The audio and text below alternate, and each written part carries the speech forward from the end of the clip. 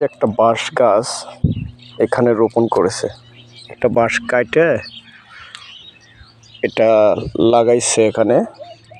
এই বাঁশটার গোড়াতে ভালো করে মাটি দিছে, মাটি দিয়ে বুঝিয়ে দিছে। দেওয়ার পরে দেখেন একটা সুন্দর একটা কুশি বাড়িয়েছে। এই গাছটা তার মানে তাজা আছে এখন এখান থেকে বংশ বিস্তার হবে। এটা এখানে একটা দেখেন একটা লাগা রাখছে, তার পাশে কতটি বোক বাড়াইছে। আমরা আম গাছ লাগাই, জাম গাছ লাগাই,